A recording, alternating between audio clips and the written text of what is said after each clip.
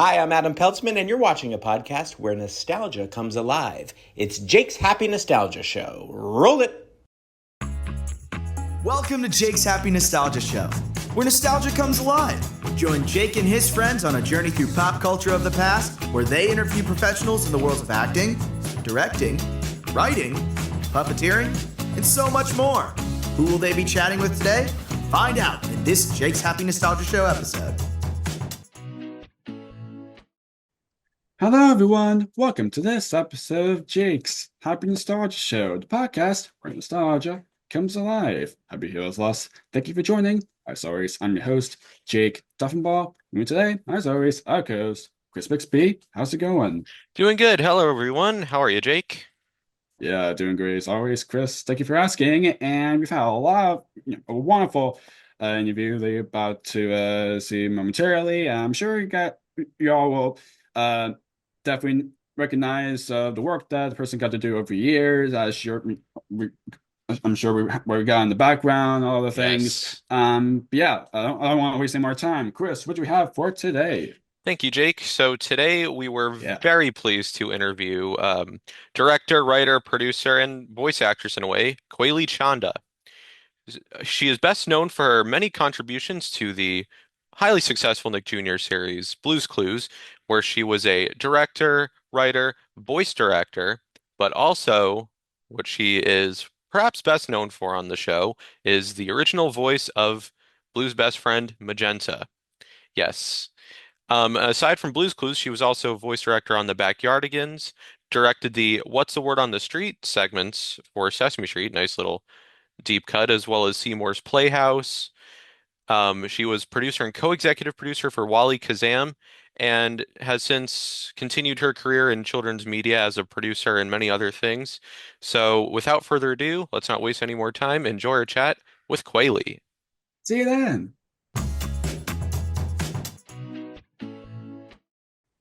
Hello, everyone. Welcome to Jake's Happy Nostalgia Show, the podcast where nostalgia comes alive. Yes, today we're pleased to have with us Koyalee Chanda. Happy to have you here. How are you?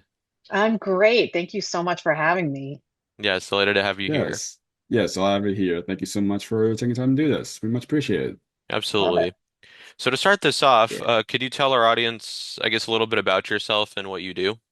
Yeah, absolutely. My name is Koyalee Chanda, and I've been working in kids TV for over 25 years. Was so lucky to get my start on a show called Blue's Clues, which I joined when I was about 22 years old. And it ended up being really allowing me to launch my career in kids TV. I ended up being a director, live action director for mostly preschool projects for years, and voice director and animation for some great shows, and then transitioned into being a producer of kids content, the whole time being mostly in the preschool space. And now I'm an executive. I work for a company called Lion Forge Entertainment, and I run the animation division. So we look for projects to develop and pitch and produce, from series to features, from preschool to adult. We kind of cover all of it. And for us, the main goal, the main mission of our company is diverse stories authentically told. So we really look to change who not only is sort of starring in these shows, like in front of the camera, but also who's making them behind the scenes. So it's a great privilege to do that. Nice. That's wonderful. So I'm kind of curious, before getting to start working in television professionally, what was your childhood like? And did you always, want to work in television in some way? So I didn't know it at the time because all I knew is that when I was like 8 years old, I had a massive collection of stuffed animals, like like kind of unhealthy amount of stuffed animals. And I would just spend every weekend pulling the books off of my bookshelves and emptying over like putting milk cart crates on its side and creating little apartments for my stuffed animals where I would spend hours making up stories with my stuffed animals. And it would be like every stuffed animal had a job and a different voice and like interpersonal conflicts. And I would just spend hours and hours making up stories. And that I didn't realize it at the time, but it really did pave the path for my career in some ways that I always just loved bringing to life these inanimate objects, and then cut to like Blue's Clues where like the salt and pepper shakers talk and the mailbox has a Exactly. personality. So I was like, Full oh, okay, circle, maybe yeah. right. I was like, wow, look at that. Or for frankly, like I was able to do a little work with Sesame Street during my career. And so here I was like, directing Grover and like it's just it was a I, I think my parents probably at the time when I was 8 years old probably thought like, what's going on in there? Like, how is she able to entertain herself for so many hours by herself? But it became clear that it was just something in me that really just wanted to tell stories. Nice, nice. Wonderful. So now, of course, one of the things you're best known for is your work on Blue's Clues, and one of the things you're most well known for that was voicing Magenta. So can you, I guess, kind of talk about how you first became involved with Blue's Clues and what led to you becoming the voice of Magenta? Yeah, it's actually a very funny story. The Blue's Clues, as in and of itself, that job opportunity, um, really was a one of those moments where, my family is from India. My parents came over to this country many, many years ago now, but they don't have contacts in the entertainment industry. They don't know anybody who works in entertainment, and so it was a little bit hard for me to kind of find a way in. It turned out that I had my roommate in New York, who was a college friend of mine, happened to work on a movie as the craft service PA on a very small independent film where she made quite an impression. My friend who was doing craft service made quite an impression on the production coordinator.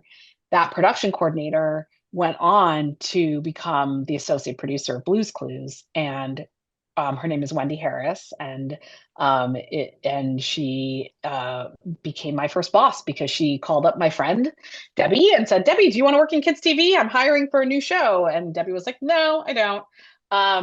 But who does is my friend Koyalee and also my friend Adam, which is Adam Putzman, who I know you guys are familiar with. So, Yeah. Yeah, um, Adam. Yeah, he's wonderful. Yeah. yeah, yeah. So Mhm. he and I went to college together, as Yeah, I'll did mention that here. my old roommate Debbie, and so luckily she sort of recommended both of us, and the two of us sort of interviewed separately for different types of roles at Blue's Clues, and both ended up getting hired there. So that was a really fortuitous moment. And the truth is that my one of my responsibilities when I first got there, my job was like to be a kind of a coordinator of the on the creative side. So Hmm. be in meetings where the producers and the writers and the directors would all kind of get together and review stuff. And it was my job to just keep track of every decision that was being made. So it was an amazing, actually, Right. like to be like in the room where they're like making these decisions, and you just see kind of like how their dynamics work, and also how they decided how they make like the creative, how they sort of negotiated the creative, but also like fought for stuff and didn't fight for stuff, and like it was just a huge learning experience. But one of my jobs was in rehearsals because at the time, Steve, the host of Blue's Clues, like he's performing with a bunch of animated characters. So when he's actually shooting, he's not. We don't. He doesn't have anything to really respond to. Yeah, So yeah, exactly. um, It's kind of that little, like, kind of little point things where he should go. So it looks like on post, he'll look. He's actually looking at that, certain character. Yeah. Uh-huh. Exactly. So that's like on set. Now we would also have like Exactly. rehearsals in a conference room at the office, And so Right. for those rehearsals, we'd kind of like time the episodes and make sure that the whole thing was running okay. And the director got a chance to sort of like direct the performance a little bit and things like that. So it was my third day on the job, and we were having this rehearsal with Steve for this episode. And the episode, I'll never forget this day. The episode was the Super Blue episode. Hmm. And Yeah, um, uh-huh. so Yeah. so the Right. episode begins with Steve opening the door and saying, "Hi, it's me, Super Steve, and here's my trusty sidekick, Super Blue." And of course, Oh, I'm oh like, are you talking about Super Friends? is it Maybe the Super been Friends episode? It was like, I feel like it was Super Blue. I can't, or Super Steve and Super Blue, something. I don't remember the title of the episode, but it was like season two, early season two, 204, in fact. That is so sad that I know that, but I totally do know that it was episode 204. Um, so but of course my job was like to read the other lines, and like and so I look at the script and it says, Super Steve, as Super Steve says, "Hi, it's me, Super Steve, and I'm here with my trusty sidekick, Super Blue." And then there's a line. It says Blue, and then in parentheses, barks, and the line is Super Blue! Exclamation point. So I was like, "Oh my God, that's my first line." So here I am in this rehearsal with Steve, third day on the job, and he does his thing. He's like, "It's me, Super Steve, and here at my side, my trusty sidekick, Super Yeah, Blue." And yeah, then yeah. right, I think it's Super Friends. Yeah, I Super think friends. Okay, so. okay. So then he says his line, and then it's my turn, and I go, he's like, "And my sidekick, Super Blue," and I go, "Oh!" And everybody in the room was like, "Oh, oh, she's good." Like, because I was able to bark like Blue. Hmm. So Oh, that's then in that great. moment, Wendy Harris, who was my boss, was like, "We don't have anyone to play Magenta. She needs to play Magenta." And I was like, "Okay." And literally, that is how it happened. I mean, at the time, the first episode with Magenta was being animated, but they hadn't recorded the voice because they were going to just do it all after the animation was done, because the lip sync was such that they just needed someone to match the. And Right. so that's what I did. That's what I did. I just went to the recording studio and barked like Magenta. We decided that since Blue goes bark, bark with B's, that Magenta would go rah, rah, with R's. And that's it. There you go. Oh, that's great. Yeah, Yep. because we're like kind of like Magenta, where like in your usual Blue just being like "Bah, bah, bah," and then but Magenta is kind of more like rounder, trying to sound a bit kind of different. Yeah, it's like we wanted, because they are also animation wise, they're the exact same design, right? Yeah, Blue exactly. and they're the same design. It's just Magenta's Except fine. the color, yeah. Yeah, exactly. So Kind they of had to simple. sound related. Um, Exactly. yeah. So that was it. That it's hilarious, like how it happened, and it was almost basically by accident. Well, there you go, and the rest is history. So I yeah. guess so. I guess so. Yeah. Yeah. So can you kind of like talk about your memories of working on the show for the very first time? I know you kind of like touch base a tiny bit of that, but can you kind of like talk out more about Yeah. I that of mean, your first days? it was such a rocket ship. Like, um, first of all, the creators of the show were so young and so collaborative, because, they was their first show. They were so open to like people that, like good ideas can come from any source. And so that was a really amazing a place to learn. We had we at the time I was like, "Oh, every TV show gets a balloon in the Macy's Thanksgiving Day parade." Like I know, I Oh mean, no. I kind of knew that it was like a big deal that it was such a big hit, but like I didn't it was my first job in TV, so I didn't really know. And um it really was like being on a rocket ship. And we there was almost we were kind of figuring it out as we were going along. That I think that part of what made it sort of special from a creating standpoint was that there was no normal. Like it wasn't like we were following anybody's rules. It was just sort of this is a show that had animation and live action, and the way we did it was always um we just kind of figured it out as we were going along, and then it worked. I mean, it went on for seasons after seasons after seasons. There were some, you know, really special episodes. The like Blue's birthday episode was, you Yeah. know, Yeah, of just like course. huge. And like the fact that there were so many animated characters in, like we were doing a scene with every, like a huge table with all the animated characters, and that was a big deal. You know, that was a lot of, like there was, you know, things that we were trying for the first time. I still remember, I don't know if you guys remember the sock puppet episode. Yeah. Yes. I mean, that was so that's What's So Funny Blue, and Adam wrote that. And Hmm. Steve Yeah. turns Yeah, out, Adam. yeah, Steve turns out is amazing with a sock puppet. He was hilarious. Like who like he had this amazing skill and came up with this hilarious voice for the sock puppet. And actually, that particular episode, we hadn't had at that point hadn't had any poses for Blue laughing, like really laughing. Because the end of the episode, you have to just see Blue like on the floor, like losing her mind with laughter. And so I remember Dave Palmer, the animation director, he started drawing these poses of Blue like on her back and like things that images that we'd never seen before. And it was so cute and so funny.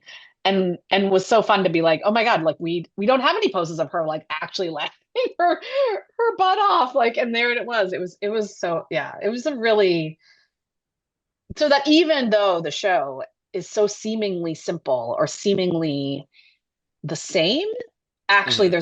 there was a quite a lot of specificity in everything, frankly. Yeah. That's wonderful.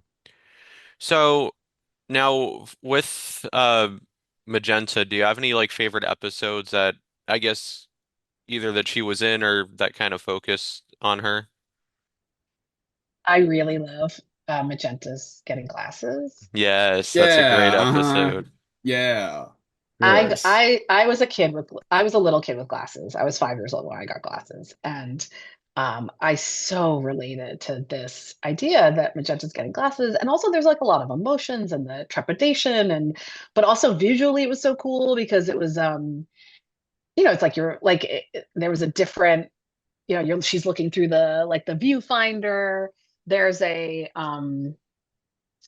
uh there's the I don't know if you guys remember, but the video letter of that episode was the song, now that I've got glasses I see them every place. I don't know, anyway, Right. Yeah. take Uh-huh. a look, because Yeah. I actually ended up directing that music video, and it was it was a really it was just a it was really fun. It was a fun um different type style of music video video letters, because you probably remember the video letters were all like kids that were like, "Hi, Steve, we're doing blah blah blah today," you know, and it was usually like an Yeah. activity, and like it was so rare that we got to kind of do like a full kind of a music video for a video Right, letter, and so exactly. that was like probably one of Yeah. the first ones, you know. Um, but yeah, that was a I love that episode. Oh, that's Yeah, wonderful. that's great. I like the Magenta comes over. Classic. So yeah, it was yeah. You Yeah, know there are what's a so lot of good amazing is ones. that she's actually not in that many episodes. Like in the grand scheme of things, they're probably like they're what, over 100 Blue's Clues episodes. She's probably in like eight of them. Like really, if you think about I it. was like, And oh, go. I know. yeah, it was so I guess, and what's so amazing to me now as I talk to people who are fans of the show, and when they find out that I was the voice of Magenta, is like they're like, "Oh, you were the voice of Magenta," and it's I mean, to me, I'm like, "Yeah, I mean, she was like only in a handful of episodes, but clearly there's something about this pink puppy that really resonated with people." And I think because she wasn't in all the episodes, it was like always a kind of a special episode, which I so appreciate. How cool is that? I know. Yeah, Yeah, of course. and of course, Blue's big musical movie. Oh, Yeah, yeah, that's a yeah. great. Yeah, I love that. I have kids, and um for a while that was the only movie we could watch because it wasn't there was nothing scary about it. It was like Yeah. just yeah, anyway. So Hmm. yeah, the big music, that's a great. There's so many Yeah, I great love that ones. film. Yeah. Yeah, and of course the Yeah, of holiday course. episodes. Yeah, Yeah. yeah, yeah. Bruce, yeah, the one with Steve, where like Steve and Blue kind of went to like their friends' houses where they celebrate each holiday. Um, Yeah. I directed yeah, that episode. That was one of the early ones that we yeah. had. That's Yeah, oh gosh, I Blue's Big forgot what. Holiday. Yeah, We had uh-huh. Winona Judd on it, and there was like some Nice. celebrity guest. And actually, would you uh believe it? Tyrese Gibson, Tyrese from the Fast and Furious movies, was in that episode. Oh wow. Nice. Nice. Oh, that's cool. Yeah, and then of course in the Blues first holiday with the one with Oh, Joe too. yeah. Yeah. And that baby, the baby Joe in that episode was the son of Jennifer Toomey, who was one of the producers on the show. Ethan, Okay, Oh, yeah, he cool. was like eight, Nice. like that's maybe like cool. 10 months. I don't know how old he was. He was just like a baby. He's really Oh cute. my gosh. That's cool. I didn't know that. And then we cast this kid to play little Steve. And he was Yeah. fantastic. Yes. He was fantastic. That's like Yeah. Millicent, Millicent. Yeah. Yeah. He played the So role very funny. well. Yeah. He was Oh so yeah. good. He was Like I so mean, I'm good. gonna say that if Steve was younger during the show, that's that kid. I know, Mhm. right? It's so That's yeah. great. It's what's so cool is that like that particular show had such a it was the world was so well defined and so clear that like you're like, okay, we're gonna do a flashback episode. Like, and then so all the decisions, Exactly. because everyone on the show knows the show so well and what the tone is and what it should, what just like what the parameters of the world is, it made those types of episodes so that much more satisfying because you're like, okay, well, what would Blue's first clue be, and what would Steve be like as a little kid, and like it was just yeah, it was great. It was great. It's wonderful. That's great. So now I know you did a little bit of her voice earlier, but is it fine if we could hear a little bit of Magenta? Of course. If you want, you can ask me questions and I can answer like Magenta, Hmm. Well, or I well, could just. I mean, she's not very. She doesn't have a lot to say. right. Well, yeah. Well, okay, Yeah. I'll go.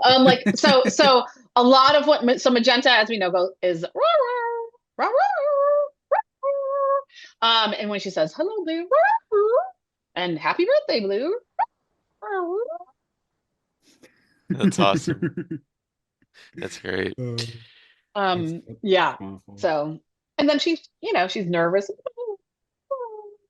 when she's getting glasses and Right. when she can finally see. So, you know.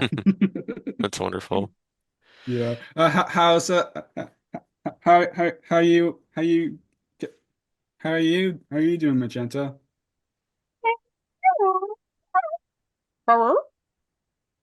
Yeah, we're doing I, Hard good. to Thank you. understand what she said, but you're like, what's she talking about? I I'm doing great too, Magenta. don't How are you with Blue? know. That's wonderful. That's great. Let's get to talk to you too, Magenta. Yes. You're All right. welcome. You're You're welcome, welcome. Magenta. See ya. All right, back to you. Okay, I'm back. So, so now in addition to voicing Magenta, of course, as we talked about throughout the chat so far, you also were a director and occasional writer on the show. Now, do you have any favorite episodes that you got to direct or write? Um, yes, first of all, 100% yes. My really one of the most sort of powerful and exciting and sort of highest pressure episode that I ever got to direct was Steve Goes to College. Yeah. Oh, classic. Yeah. So it That was, episode's so huge when that episode came out and then when Steve was like, oh my gosh. That time it was huge. Yeah, and I remember because it was, a very special episode in Blue's Clues history. Like it aired as like a primetime special. Yeah, where it has like three episodes like together where first one where Joe first came in and then Steve help and then other episode where Steve helps Joe find Clue, and then Steve goes to college, something like that. So it was So the interesting. so the structure, I mean, amazing how well you guys remember. Like the structure of those three episodes was actually really deliberate in terms of how what we did was we followed the process of how you introduce a new caregiver in a child's life. So that the Exactly. first Okay. episode was like hype the arrival, like this person's gonna come and it's gonna be amazing and I can't wait for you to meet them. And then like at the end of that episode, Joe makes an appearance, right? And then according to child psychologists, like the next sort of experience with this new caregiver is that primary caregiver, like mom or dad, and the new caregiver play together with the kid. And so it's everyone's Hmm. together. And that was that second episode. And then the third episode was basically based on the idea is that you kind of do the handoff where now that the kid is more comfortable with the new caregiver, then the primary or the original caregiver is free to go. And Yeah. the moment where Steve comes forward and says goodbye to the home viewer.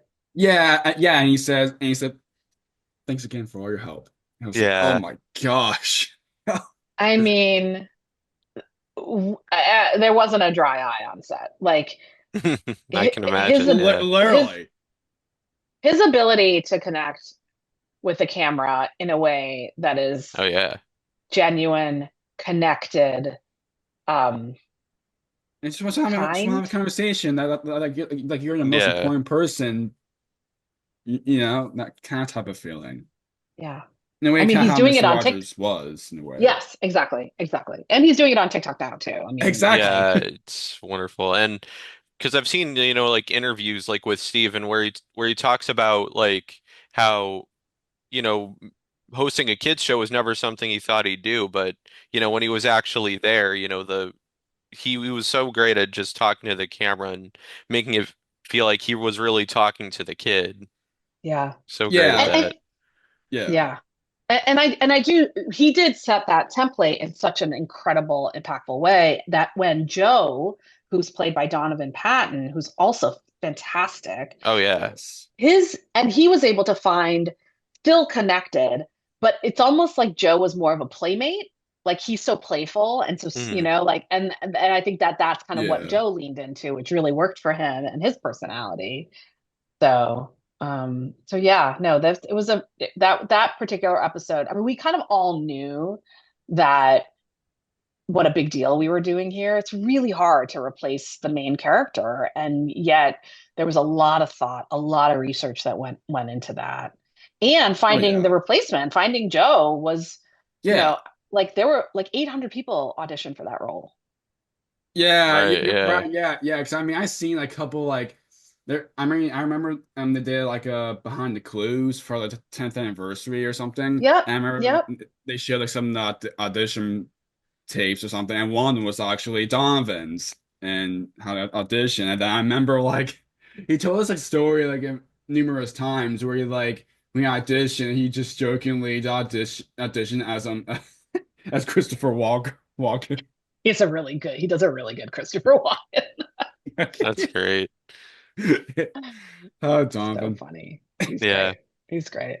he is. But those Yeah. are hard, those are hard shoes to fill, and yet he did it so well. It's just like, and he found his own way to it, which I think is what was really important. So I was a big part of that transition. I was able to help out like that sort of transition Yeah. from Steve to Nice. Joe. Nice. Yeah, of course. Since we're now at, talking about, the episodes wise, I'm kind of more onto that topic. I mean the ones that you've got to uh like written. I mean the one I'm just thinking about is Pool Party and the Hmm. big book about us. Yeah. That was So the pool party episode came out of actually it really came out of the fact that frankly the party episodes were doing really, really well. And it was just like a like that kids the idea of like throwing an event was just something that um that kids got really into, and it was they were able to sort of put sort of resources behind it, and it would make a great book, and like just like feeling like we were getting at that point, the show was becoming such a success that they needed to have these kind of tentpole kind of moments. Not that Pool Party was like like technically a tentpole, but it just was like, any reason to celebrate. Of course, there was like a big question of like, what is Steve's bathing suit gonna look like? And also like the irony of like, Blue doesn't wear clothes. What's the right way to about the suit and all that stuff? Yeah. Yeah. Kind of sound like the usual outfit or something like that. Yeah. I was like, he's like, so that was funny. And then that the fact that Blue like doesn't wear clothes, but like for a pool party, she puts clothes on. Right. Yeah. Yeah. The Big Book About Us came out of I had a really one of my favorite books when I was little was a Dr. Seuss book called Big Book About Me. Oh yeah, right. And I got and I like there was like a you put your picture on the front, and then it asks you like, what's your favorite song? Right. What's your favorite movie? What's your favorite TV show? And like and it's this many steps from my front door to the mailbox, or like this many steps from my door to the store. And like I remember being really little, and I'm like, Mom, I'm gonna walk to the grocery store. And she was like, wait, what? Like, where are you going? And I was like, I just gotta find out this data here. Like I was like, I had the book, and she's like, no, I no, what are you doing? Like, anyway, so but what I loved about that is that as a kid, at least when the era that I was growing up, like no one really asked kids questions. It was like kind of like we lived in a time where like, or I grew up in a time where like it was like kids kind of just like were like there, but not no one like it's pretty different now, frankly. Where everything is more kid led.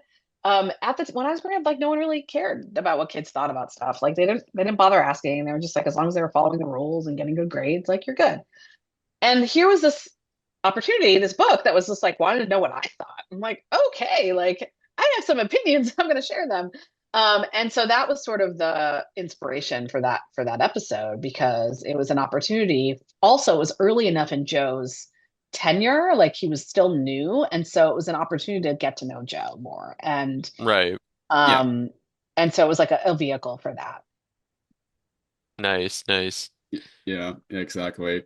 I mean, with Joe Wise now, there are pretty cool like episodes that you got to like direct. I want to mention is Colors Everywhere, the 100th episode celebration, the and 100th episode, yeah. that was fun, and seeing Steve like kind of came back for that.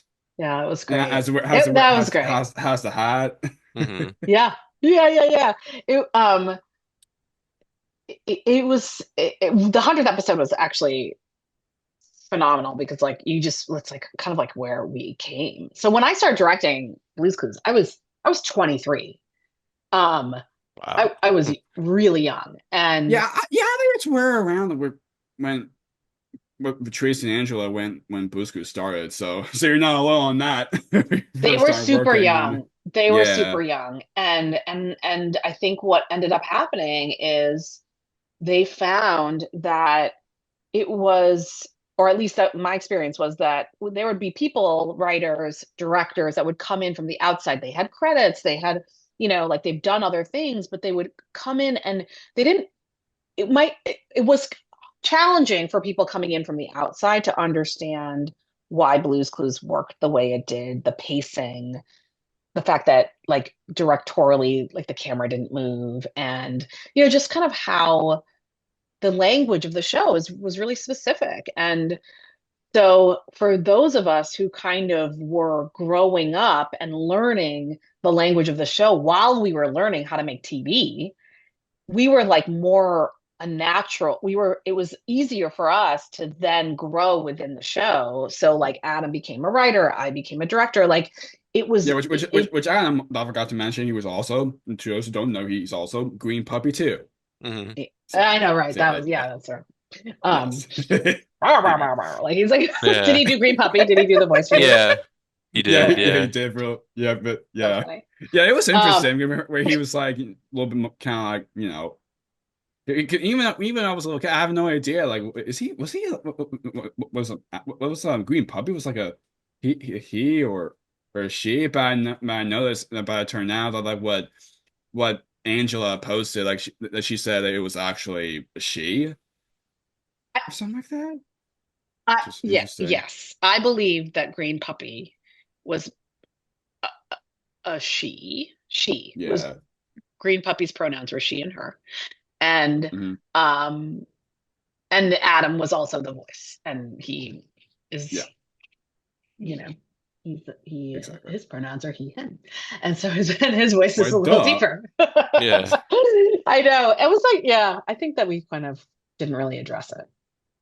Right. I would wonder. I'm one now questioning whether we ever assigned a gender to Green Puppy on air at all. I don't know. I'm Yeah. not We'll sure. have to That go Hmm. have to go that'd look at be those episodes. Yeah, Yeah. interesting. that'd be Um, interesting. And um, back on track. okay. Yeah. Sorry, where were we? About the 100 episode about the 100 Yeah, yeah, episode. yeah, yeah, yeah. Right. 100th episode.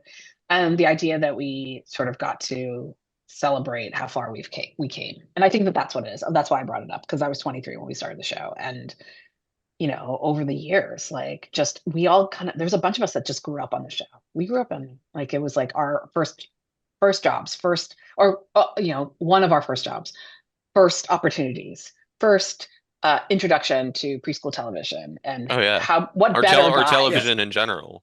or television Yeah. in general. Exactly. And so I think that what I took away from that experience was learning what a privilege it is to Mm. make stuff for kids and how preschoolers are a specific like how what's the best way to communicate with preschoolers um and how you can be simple and funny and warm and connected all in one. Um, and that we never, ever, ever talk down to the audience. I mean, it just was like the Yeah, yeah, preschooler exactly, is exactly. Because that's not how the show was. It was just Steve exactly. or Joe, just hey, you just ask the question. Can you help me? Yeah, The time of genuine conversation. It's like, you did. Like it wasn't like that at all. It was just you're the most important person in the room, and they just want to talk to you just like that. Just want to that's have right. that you're involved with the show too in some way. More Totally. And interactive. And it was kind of a whole new thing in that time, but it was yeah, just Hmm. works Yeah. so well.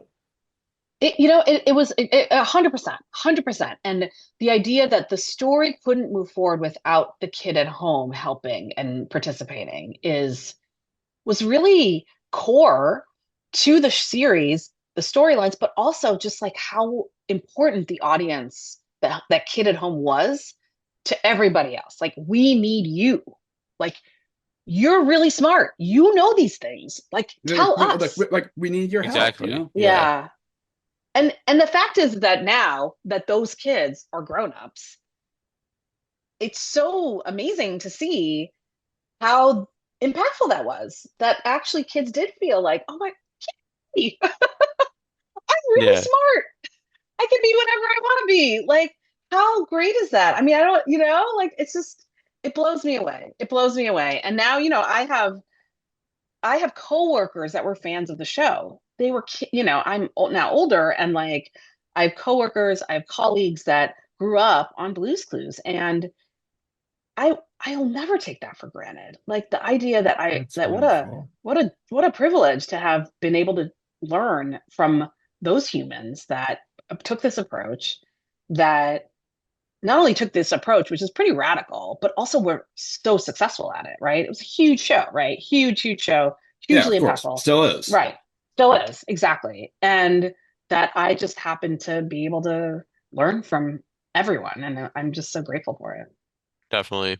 Yeah, that's wonderful. Before we move on to other, other things with Blue's Clues wise, I kind of Yeah. want to because I know we talk about so much with episodes already, but I kind of want to talk about like a couple more because those episodes are kind of like really like interesting with the history of the show. The legend of the blue puppy, where it's kind of like introduction to like Blues Room in some way, which that Yes. was pretty Yes. cool. And Joe's clues were like usually it was Oh Blue yeah. Blue gets a clue, but Joe. So it's kind of like That so was it's interesting. crazy. Joe's Yeah, Clues was crazy because it really was turning. I mean, you can only do that kind of episode once you've been doing it for a long time, the other yeah, way. exactly. It's kind of like okay, we should have done an episode that a host can switching tables around. That's right. That's right. No, that was a really um yeah, that we had to earn that, right? Like you can't just do that right away. That is it something Yeah, after many, many seasons. And when you're like, what haven't we done? Oh, yeah. I know. Here's something we haven't done. Um, I mean, no joke. It's hard to come up with new ideas for episodes. I mean, you have over 100 episodes. You're like, we kind of have done it all. Like, what else is there? But of course, like to the credit of the writers and the creators of the show, like, this Yeah. is there's the world was so created such a way that it could justify Joe's Clues and a real emotional reason for it to have that. Yeah, exactly. Yeah, Yeah, yeah, and then Blue was in Blue and the rest like did the male song yeah. Yeah. Oh, make a that's show. right. I mean, Tracy Which I'm Etcher not was gonna born lie, with Blue singing I that. kind of forgot about that. Yeah, no, I Yeah. totally did too. That's hilarious. I know. Um, Yeah. Yes. the Blue Puppy, the Blues Room, was kind of born out of a request. This is gonna sound kind of cold, but look, we're not gonna lie. Blues Clues was a huge financial success, right? It was the Hmm. toys, Hmm.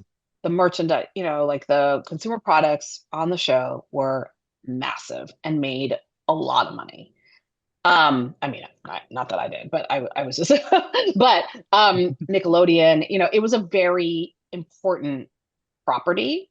And Fisher Price, who was the toy company that was producing all like our toy partner, had always wanted Blue to talk because the talking toy is a huge being able to sell a talking toy is really important to toys in general. Hmm. Just like being able to sell vehicles in a toy line is really important. So you'll see like in preschool shows, especially ones that have a possibility to be toys, vehicles are a really big part of that because there's a play pattern associated. It's part of why Paw Patrol is such a huge success. Oh yeah. Yeah, exactly. Yeah.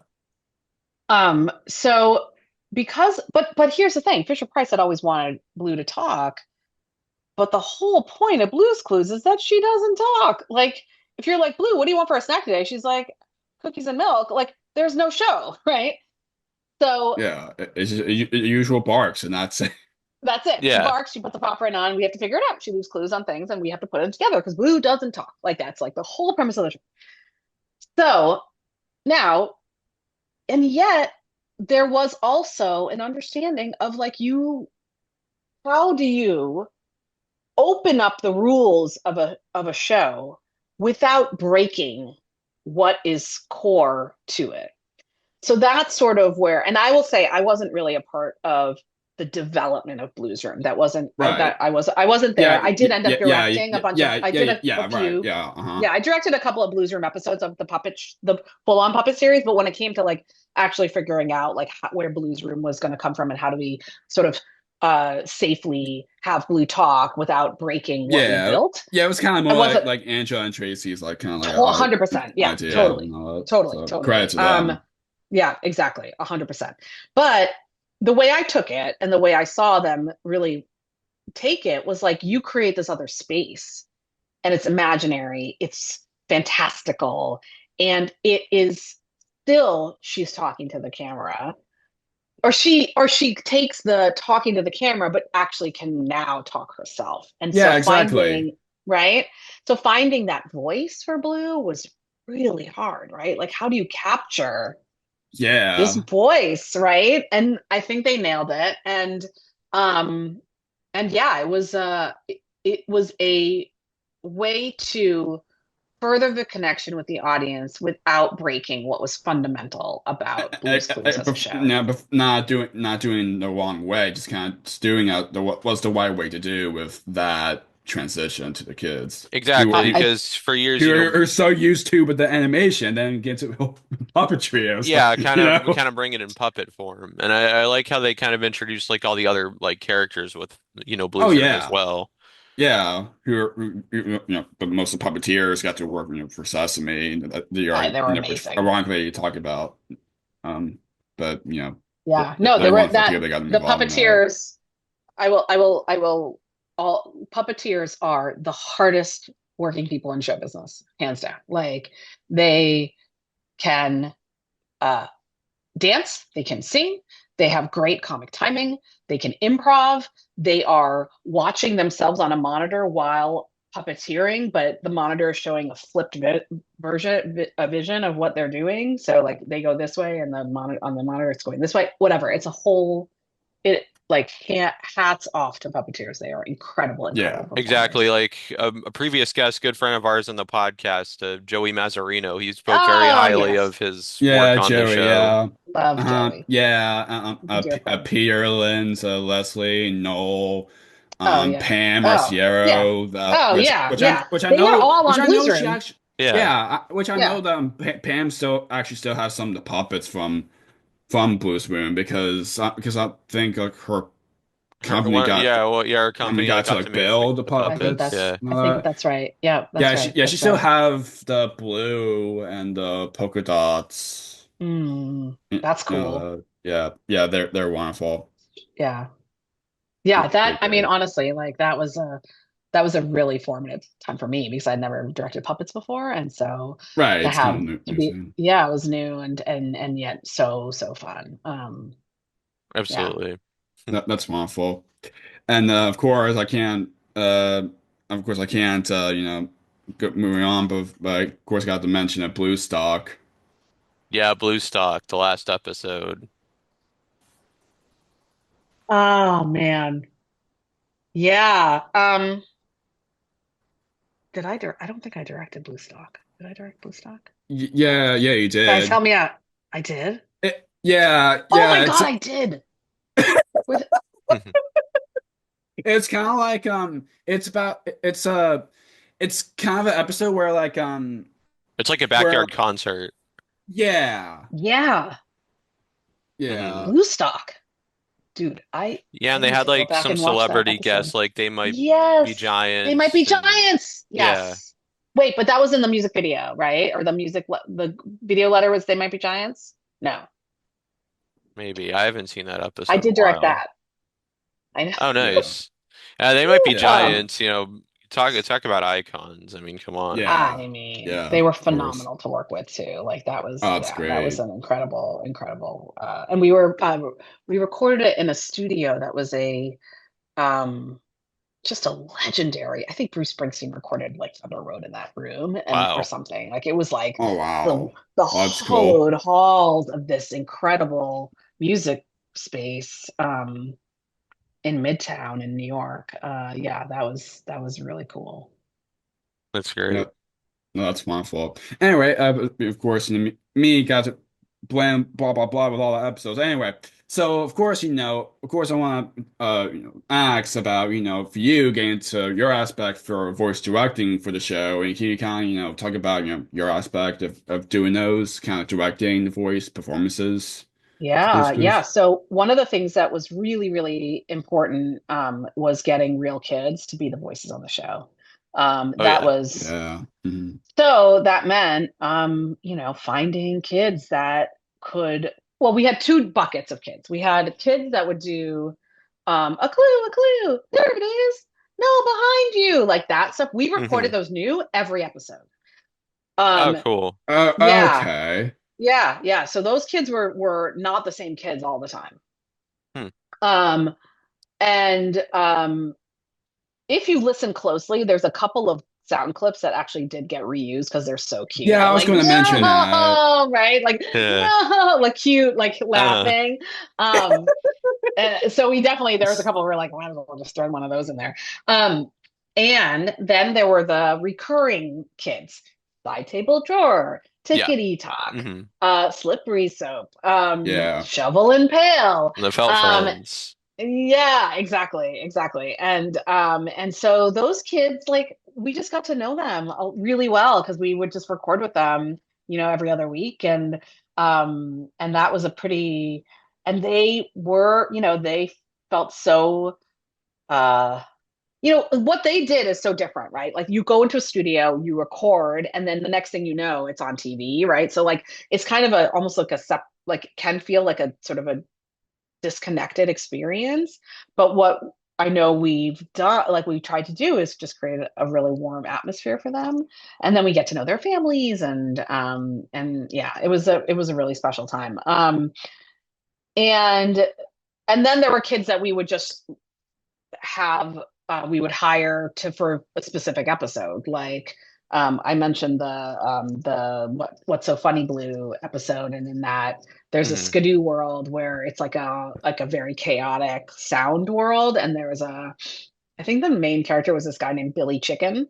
Um, and so we had to, like, cast a little kid who had, like, a funny voice to be Billy Chicken. Anyway, so there's all sorts of, like, one-off. Oh, Gingerbread Boy was a reoccurring. Yeah, so yeah, but always real kids. Oftentimes weren't kids that had really acted before. So I mean, Right. these, like, it's hard. Like, you're talking about a little kid in a studio with a microphone. You're like, don't touch the microphone. Don't be, like, wiggling. You can't, like, wiggle around too much. And I remember having one, like, the youngest kid I ever directed was probably 3. And 3 Oh is wow. really little, really little. And, like, we had him in a chair. Well, first we had him standing. Standing one Hmm. doesn't work because he can just kind of move all over the place from the microphone. So we were like, okay, we're gonna try the chair. But in the chair, he couldn't stop wiggling. And so you'd hear like his chair squeaking every time he was recording, and so we couldn't use any of that because it was like the squeaking of the chair was, like, overlapping with his lines. We were like, okay, we can't. That's not going. So we took the chair away, had him sit crisscross applesauce on the ground, put the microphone right in front of his face, and I was sitting right in front of him crisscross applesauce, and I had his hands up in the air, and that was the only way we could get clean lines, was if with his hands up in the air and him sitting crisscross applesauce, and were able to get it, but it was just, like, hilarious. Gosh. Oh, that's amazing. That's wow. A 3-year-old child. I What are we know. doing here? Like Right. what? And he had a blast, of course, because he was like, I get to play with these grown-ups and say these funny things. So, That's um, wonderful. yeah, it was great. It was really, really great. The girl who played side table drawer, Alicia. Alicia, Oh yeah, Yeah. yeah. Oh my gosh. so good. She's And she amazing sang singer in too. the musical, the Yeah. Yes, Blues Big that's right. Musical. Hmm. Yeah. She can sing her Yeah. face off. Yeah. And Yeah, then and she was then in School of Rock too. yeah, she did a lot of wonderful things. She was on Out of the Box, she was on School of Rock, she was on Are We There Yet? She's Yeah, done a lot of wonderful things. yeah, she's awesome. Absolutely. Yeah. So now we a little bit ago you talked about the video letters on Blue's Clues and Yeah, getting to yeah. direct those. Because I feel like whenever people talk about, growing up with Blue's Clues, a lot of the times they talk about like the mail time segments and things like that. So what was it like getting to kind of direct a part of, such a huge, part of the show? Yeah, that was a really big part of my job, actually, because we would we had to make, it's so funny because a lot of people don't know that those are actually, like, filmed because they're kind of, they're supposed to look a little homemade, right? Yeah. But we would basically come up with a concept, for the writers would come up with a concept for the music video, or the video letters, and it would be always an extension of, like, whatever the activity Steve was and Blue were doing that day. So, like, hi Steve, we're having a snack, like, or hi Steve, we're making our own inventions, or Yeah, hi Steve, exactly.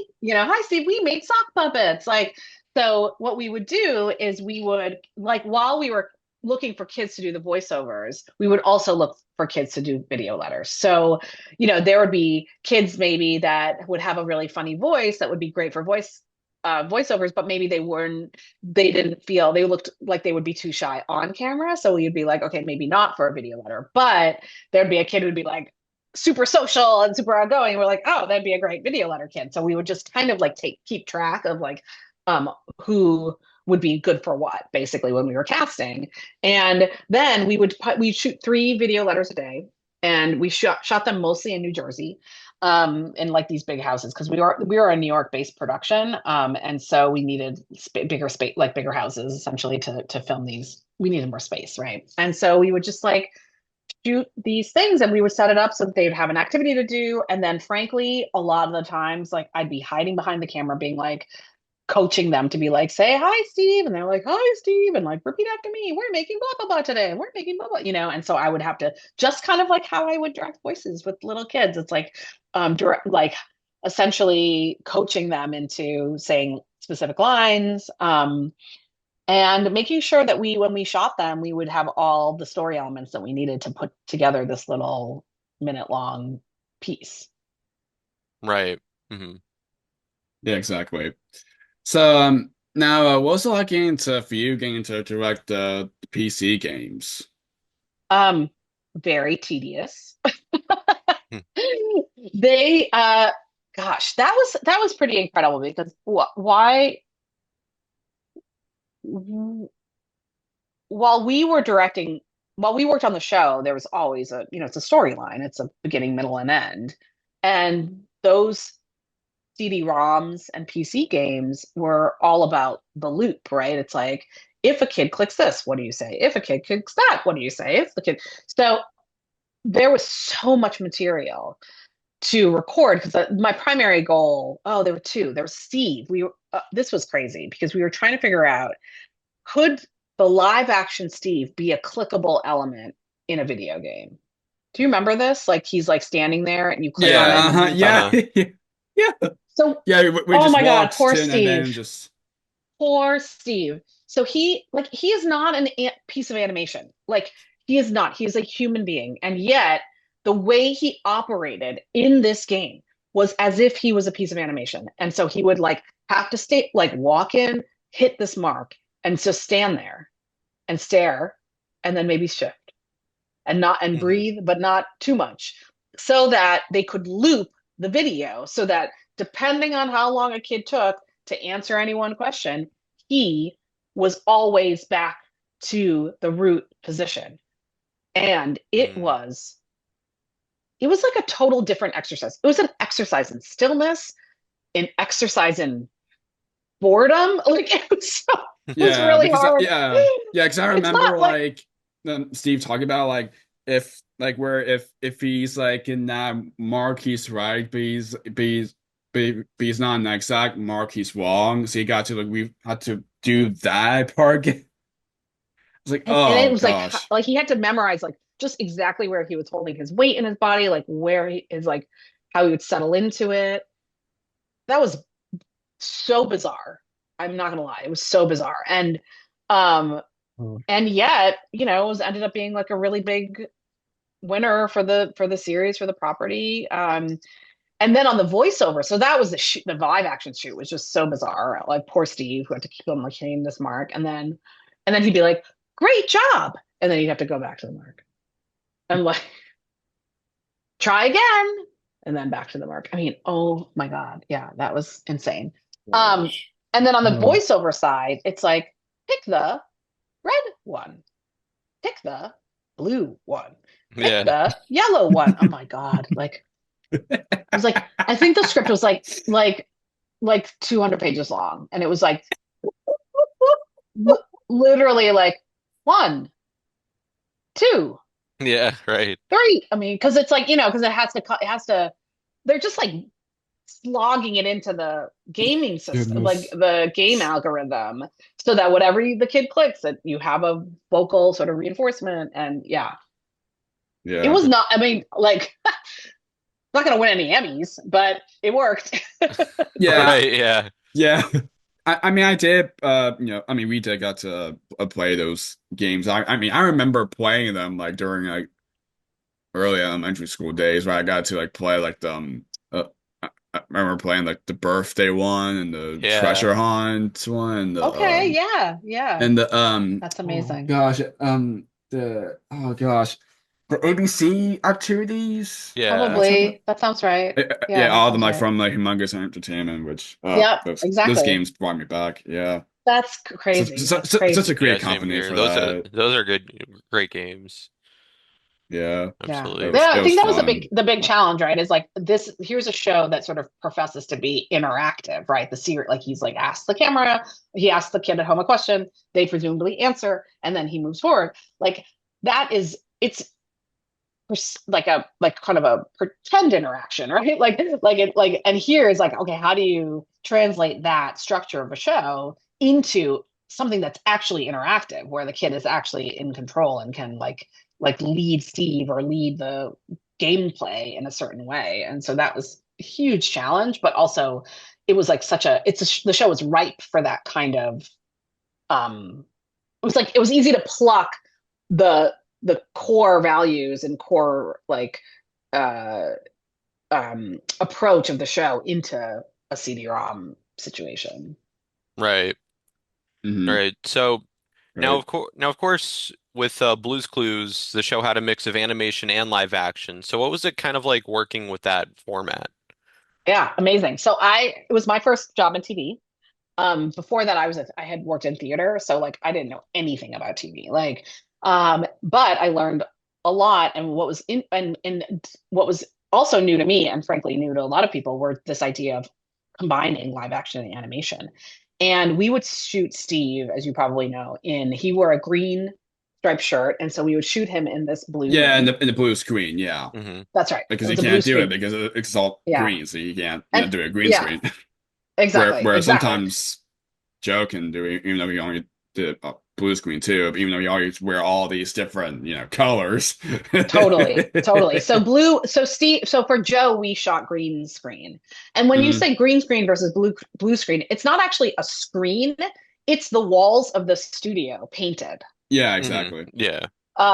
So anyway, so we're shooting Steve in a big blue room, and if he has to interact with anything like blue, we would basically set markers for him. And the thing that I had to keep track of, what my first job before I started directing, was the script supervisor. And part of my role as script supervisor was saying, okay, are we leaving enough time for animation? And are we not leaving too much time for animation?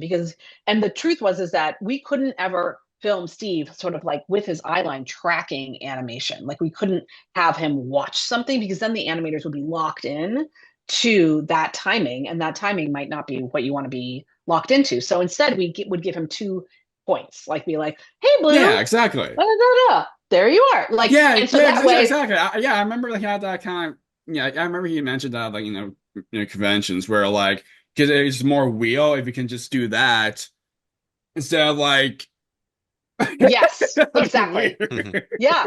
Yeah, because that tracking to track that eye line That is make like it be kind of off. It yeah, doesn't seem like real when you're you like, do that yeah, it's just exactly, to exactly. So kids. instead, Yeah. it's like he would choose points to connect. And those, as long as those 2 points were consistent, and the time between looking at those 2 points was realistic for Blue to be like bonk, bonk, bonk, bonk, bonk, like hop across the screen, then we're golden. The things that got really tricky, which I was able to learn also, was like this idea of like, okay, he had this episode where he had to hold like a bug or a ladybug or something in his hand. Mhm. And the thing is that Yeah. even though it looks like I'm being still, I'm like, my hand is moving. So what we did is we placed like basically a grip, like a rod right underneath the frame. So you couldn't see it. And it had a blue covering. So if it even have popped in, it would be just like sort of like in. And then he would just have to rest his hand on it. And he would rest his hand on this thing, and he would hit the same spot every single time. And it also Hmm. meant that his hand was solid. So that if that little ladybug landed, or a butterfly or whatever it was, landed on his hand, the animator didn't have to like animate to a moving object. It was Yeah. animating to a still object. So like those kinds of things were things that that I had to learn. And the idea is that like when you're like the live action Steve is one layer, you can put animation behind, or you can as a background layer, or you can put animation in front as a foreground layer. Yeah, exactly. What was hard to do is have something that go loop, loop, loop, like like have to be both. And so what we would have to really be careful about the animation action and make sure that we were either committing for it to be a background layer or a foreground layer. That's way in the weeds. I don't know if that's interesting or not, but it's just one of the things Yeah. that like it was a very technical show actually because of it. Right. Right. Yeah, of course. I mean, I remember like I remember like answer about like one of like his like one characters from the show that was like kind of like difficult to do in that type of form was Slippery Soap. Yes, Where like yes, where Slipper can just go crazy and see how to memorize where all these points where he's gonna go. yeah, It's like, oh exactly. gosh, I feel so It's bad for him. really hard. And it's, Oh, it's it's a hard, it's a very hard job. He had a very hard job. And of course we were trying to yeah, support, but like at the end of the day, it's all on him, And we would try to yeah, support as much as we can and give him the marks and this and that, and he had to yeah, trust that like we were supporting, but really at the end of the day, it's all on him. yeah. Because I remember when he said like after he got to no longer do the show, he just kind of like I just felt like tired from like doing all this like just wonder and all that and like every single day like for like 5 6 years doing the show Yeah. and Yeah. so it's kind of I mean good for Yeah. him and then Yeah. and then Amazing. Donovan can just keep doing the show. It's really if you think about how much impact they both had, Yeah, where Steve got to do that video like a few years ago, yeah. Yeah.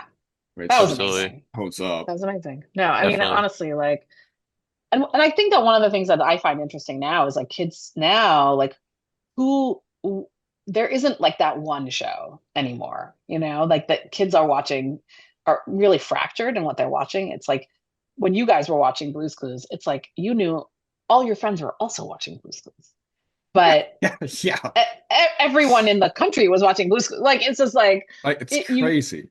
yeah, and now it's like, what YouTuber does this kid watch? What, like this unboxing video, this slime making video, this like Roblox, like it's just is so fractured that it makes me in some ways sad that like kids won't Mm. have that kind of collective experience with everybody.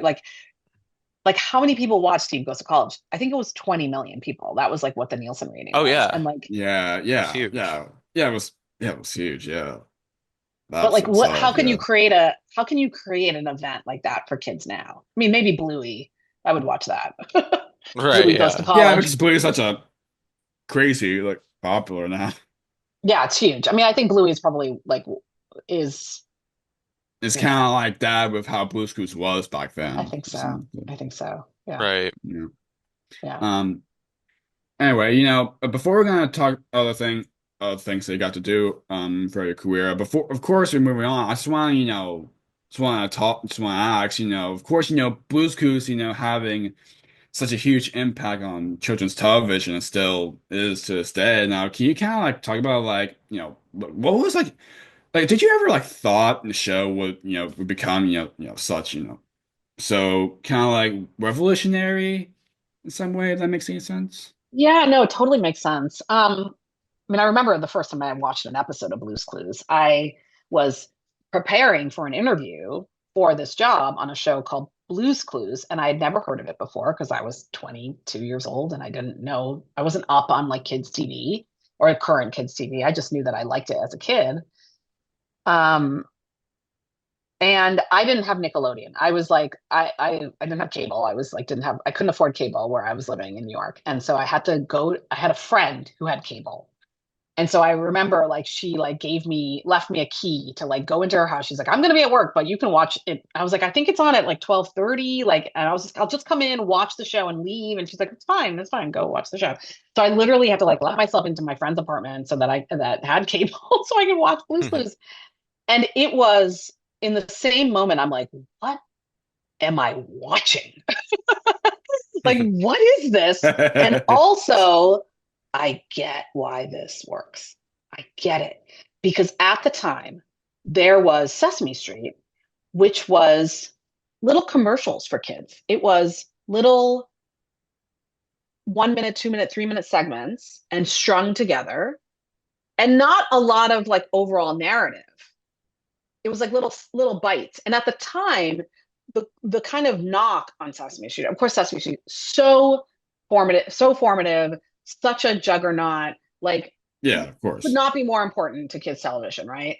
And yet, one of the things that people at the time were talking about was, are we holding kids, like are we doing enough to extend kids' attention spans by showing these little nuggets, right? So when I watched Blue's Clues, the thing that struck me so much, first of all, like how incredibly engaging Steve was, how cute the design of the show was, but also at the end of the show, they'd say, "Oh, remember when we played?" Like they would recap with every character that they met in that Yeah, episode. Like, exactly. remember when we played that game with Slippery Soap? And oh, there's Gingerbread Boy. Hi, Gingerbread Boy. Remember when we played with him and the double bot? And I was like, Yeah. oh my God, this is genius because it is creating that memory, being like, we're reminding kids, hey, we did this thing. Let's remind them what we did that day. And I was like, that is it. That's genius. And so I remember mentioning that in my interview with the creators of Blue's Clues. I was remember talking to Angela and Tracy and Todd Kessler at the time, like, and just said, like, I was so struck by that because it's like really sort of addressing the Sesame Street low attention span concern.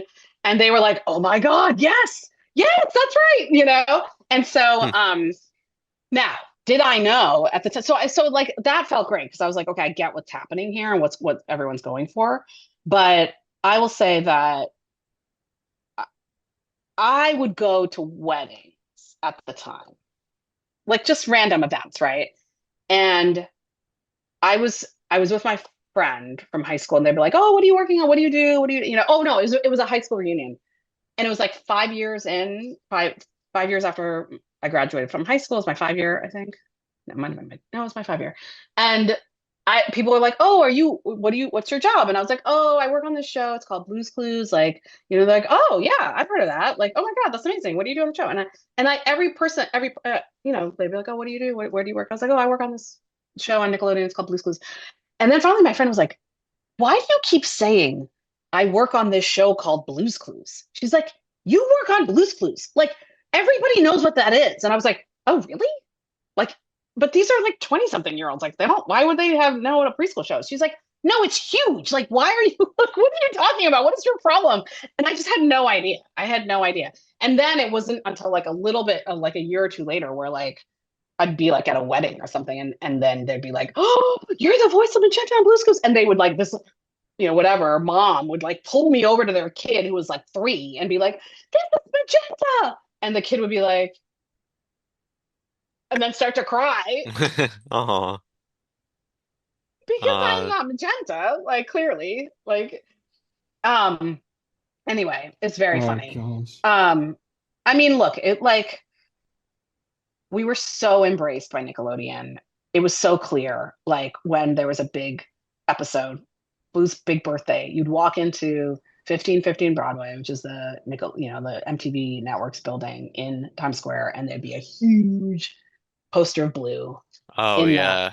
Yeah. And this is a Yeah. 50-story building, like that had Paramount Studios and Nickelodeon and Comedy Central and like all the Viacom. It was a Viacom building, and there's Blue in the lobby welcoming. It's Blue's big, and you're like, oh yeah, this is big. Like this is something that's huge. And then you'd go across the street at there was a huge Toys R Us, and you'd be there in the whole Blue's Clues toy section. Like, it was such a trip.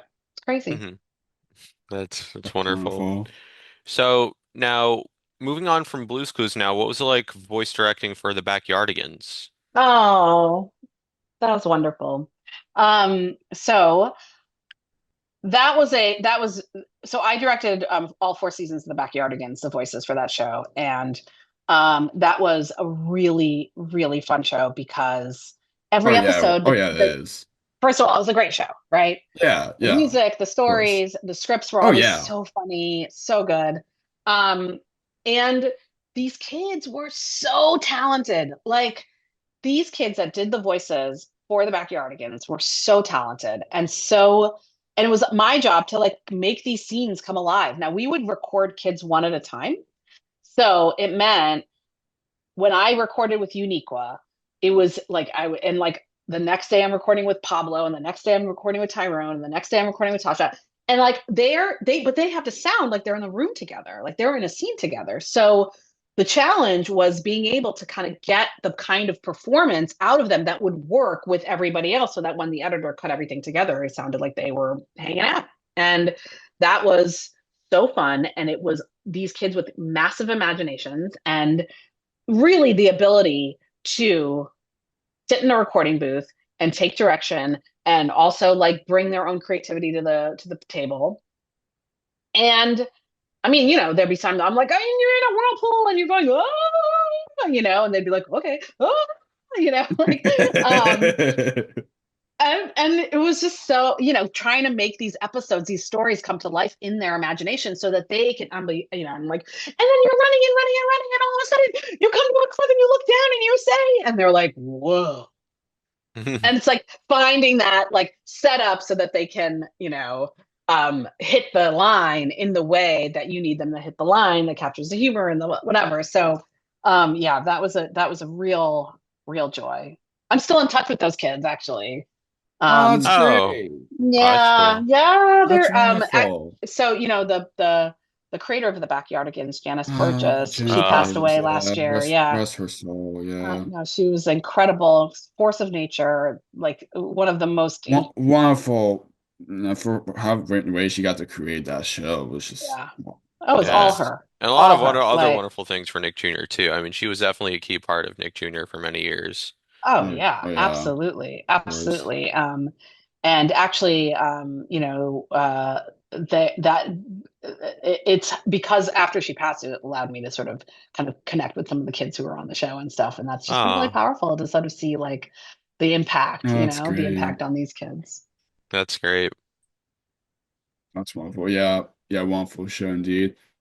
I know you kind of like touched base a little bit of it earlier, but it was like, for you getting to direct for Sesame Street, what was that, your Yeah, so I experience? didn't direct the street. Like I didn't do like the street scenes because Right. but I did do I was able to do some um there was a segment on the show for a number of years called What's the Word on the Street? Yeah. And it Yeah. was Yeah, Murray the Muppet, which Joey got to do that. which Joey did. Yeah. So Joey and I worked very Joey has closely together. Murray and yeah, Murray. Yeah. I love That's right. Joey. Yeah. I miss Murray. Yeah. Oh, he Such a was good so character. great. He was so great. Yeah. Like, um, we would be shooting those on the streets of New York and interviewing people, and Joey was so fantastic with interviewing people as Murray, and like he Oh just got yeah. people He's talking, and great. he's so talented. And yeah, and we would be just like trompsing around New York City, and we would like we'd have a few people that we would have in our back pocket that we had cast earlier, and then there's sometimes we'd just like grab people on the street and be like, hey, do you want to come talk to us? We're doing segments for Sesame Street. And I swear to God, anytime people heard Sesame Street, they're like, yes, absolutely. And so they were just so like trying to capture like a man on the street interview about sort of for those who don't know, the What's the Word on the Street is like these essentially they're like these little vocab segments, which was each episode would be like a specific word that we would define in a minute. So it'd be like, what's the word on Yeah, the street? The word exactly. on the street is habitat. What's a habitat? And like we'd cobble together the definition with different interviews. Like a habitat's Yeah, a place where exactly. animals live, like a bee lives in a hive, or like a bear lives in a cave. And then and Hmm. so it'd be just like try to get a swath of people and kids and get some humor out of there and Murray's like the constant. So they were so fun. And I did them for like 4 years, like 4 seasons of What's the Word on the Street. And I will say that puppets are my first love. That I work in kids TV because of the Muppet Show Yeah. Oh and yeah. because of Of Kermit and the Muppet course. movie, and like I mean that's why I work in kids TV. Yeah. And so it to the idea of being able to like be running around New York City with a phenomenal puppeteer like Joey with this amazing character Murray and just bringing joy to people's faces. It was just yeah, it was seriously a highlight of my career. That's wonderful. Yeah. Yeah, that's great. Yeah, if you'd like, we can definitely tell him you say hello. Oh, yeah, I'll text him after this too. He's a dear friend. Okay. That's great. Thank you. That's wonderful. Yeah, of So, course. so now with Sesame Workshop, can you kind of talk about your involvement with the revival of another, uh, well, what was an iconic show for them too, The Electric Company? Yeah, so I was a very small part of the electric company. I had I shot a music video for them that was about, so electric company was about phonics and early reading skills. And so this particular music video was based on a song called Bossy R, and it's the idea that like when a vowel matches up to an R, the R actually changes the way the vowel sounds. So an A is an ah, but with an R after it's R, like car, aardvark. So yeah, it was super fun because we got to come up with a whole visual style for this one-off um, little music video. There was not a lot of like sort of requirements for what it just needed to look cool, and we found some amazing dancers, like break dancers, Yeah, and are you talking about the one with Veronica Jackson? yeah, so she sang the song. Okay. And then and we cast someone to lip sync the her song on camera, and then we hired like all these amazing dancers and shot them on green screen and just kind of created this sort of like animated graphics piece called Bossy R for the electric company. So yeah, it was really fun. Yeah, again, I was a really small part of that show. That show was incredible and it did so well. And I was just appreciative to be able to be a really small part of it. That's great. That's great. So now, since we already talked about kind of your work with Sesame Workshop, this is kind of a deep cut in a way, Okay, because bring it. I I remember this show a little bit. It didn't air much, but I remember a little bit of it. But what was it like getting to work on a Seymour's Playhouse? Oh, yeah. So, did you watch SeeMore's Playhouse? Is it a show that you watched? Yeah, a little bit. I think it aired a couple times on like weekends on like some PBS stations. Yeah, yeah. So after doing Blues Room, it really did open me up for other opportunities with puppets. And so this particular show was sort of an independently produced puppet series about home safety. And it starred this really cute seal named Seymour, who was played by Frankie Cordero, who Oh yeah, also Frankie's a good friend. Yeah, he's awesome. yeah, he's awesome. So talented. And this was actually really early in his career. And he was the lead, and it was a big job for him. And he was awesome. He was so good. And yeah, I think that one of the things about the show was trying to like, because it was had like a real strong message, but it was also puppets, so you wanted it to be fun. And so because it was a safety show, some of the things that like puppets like there are on Sesame Street, you like throw a puppet across the frame, and like it's Yeah. just easy to sort of be like more wacky with it. But this show wasn't that. So I think the key with this one was like trying to create like real characters and real like emotionally connected characters because it had such a mission of safety, and that was like the curriculum. But yeah, that was a great team and really amazing group of young puppeteers that now are all like doing amazing things. Oh Yeah, yeah, yeah, of Seymour's course. Playhouse, wonderful show. Yeah, Absolutely. yeah, of course. So now, I mean, kind of, I guess another deep kind of way, 'cause not a lot of people know about it. But of course, there's a time that you actually got to direct for the Goodnight Show. So what I was did. what was Yeah. that like, and to do that and Oh get my to work with God. Michelle and Stacia and Michelle, Stacia. Oh my God. yeah, Yeah. they're wonderful. That was a great that was a really that was a really um very small, like in some ways that like the connection to the camera, I took a lot of what I learned from the Blues Clues days to um that I took a lot from what I learned about connecting to the camera, and I brought it. I felt like that was it informed my approach to the Goodnight Show, and I worked really closely with Michelle and Stacia, and of course they're so naturally so talented, and like really just was able to kind of like make that connection so clear, and that was awesome. And uh, and yeah, I think that was one of those. That show had a huge impact on its audience. Oh yeah, It, I mean, it's proud itself such a wonderful channel. I mean, 'cause that show's such a wonderful blog to kind of get to fall asleep to after that. yeah, exactly. And such a it was what parents relied on, like that, to be able to wind down, it was really what so being able to be engaging but not overly energetic was definitely challenging because you Mm, want to bring kids in, but you don't want them to um, stop paying attention.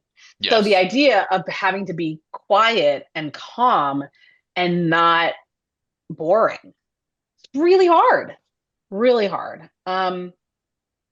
Yeah, yeah, but it was a go-to for parents. Like it was just, that was how they wound their kids down. It was like a way to like curl up in their PJs and get cozy um, with Michelle and Nina and Star Yeah, um, and yeah, that was the repetition was really important on that show because it was absolutely. routines, bedtime Yeah, Absolutely. routines.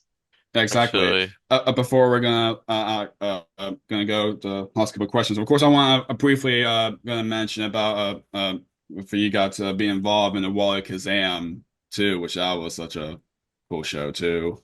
I love that show. Yeah. I mean, I love that show. It was, yeah. So I was able to produce Wallykazam, and with Adam Peltzman, and yeah, we got to do Hmm. 52 half hours, which is a lot at the time, and it was great. And we had huge numbers when we premiered, and Bob Goblin had a Twitter feed, and I also started out by directing that show, by directing the voices on that show, which was really awesome. Got super close with that cast. And it was wonderfully weird. It was a Right. wonderfully weird show. Yeah. Yeah, So it has a yeah, that's like a very devoted fan base. Because it had such a unique vibe. right. That's great. So now as we're getting close to wrapping up, if you're allowed to share anything, what are you working on now? So we are my company, Lion Forge Entertainment, is Mm, launching our first series in on April 5th. Nice. nice. It is on Max and it's called Ianu, and it is based on Nigerian folklore and mythology. And it's essentially like kind of like a black anime style series, sort of inspired by Avatar: The Okay, Last yeah. Airbender. Oh, great Okay. show. And Yeah. yeah, Oh, yeah, yeah, yeah, yes. yeah. Uh-huh. So Hmm. it premieres April 5th. So definitely encouraging everybody to tune in. It is an epic show. It is gorgeously designed, and the team that created it is so diverse and so like it's like we are really sort of like our mission with authentic storytelling. The team like knocked it out of the park. I had very little to do with it. So I've been a fan sort of adjacent to it, and I'm kind of trying to get new stuff out the door. I don't have anything that I can announce right now, but Right. hopefully in the coming months we'll have some more announcements. But we are really really excited. We have some really exciting things brewing over here, like very very cool, groundbreaking, and meaningful content that we're making over here. Cool. Looking forward. Wonderful. Looking forward to Yeah, more. yeah, yeah. Yes, looking forward to for that for being a release and look forward to what's more down the road and of course more with also with Underdog Productions and a lot of other things Thank that they you. got to do. So yeah, Yes. looking forward to more of those down the road. Yeah, so So last question that Awesome. Jake's about to ask is a question we ask all of our guests at yes. the end. Go ahead, Jake. Thank you very much, Chris. Of course, podcast called Jake's Happy Nostalgia Show. When you think of nostalgia, what do you think of, or how would you define the word nostalgia? What does nostalgia mean to you? It's a great question. Nostalgia is anything that makes you feel like a kid again. That's wonderful. Great word to end on. That's great. Thank you so much. Thank So, you so so that's much. This was so fun. well, Quaylee, thank you so much for taking time to do this. Enjoy the rest of your day. This was a lot of Oh my fun. God. This was so fun. Thank you so much for having me. This Y- was great. And Of like you Yes. course. guys, you guys know your stuff. I'm not like your research is impeccable and your fan and love for Blues Clues is undeniable. So thank you. Thank you so much for having me. Yes, Yeah, of so course. Yes, and thank you again. We yes, much and of appreciate it. course, And once again, a big thank you to Adam Peltzman for helping to get us in thank you, touch. Adam. You're the best, and So hello thank you, to you Adam. too. Yay. Yes. All right, enjoy the rest of Of your day, course. Quaylee. This was All right, fun. you too. Take care. Okay, Yes. bye. Great to meet you. Bye. Thanks You again. Take too. care. Bye. Bye. Bye. Thanks. It's goodbye from us as well. We absolutely enjoyed our time speaking with the wonderful Koyalee Chanda. Link to our website will be in the description down below for anyone who wants to connect with her or check out her work.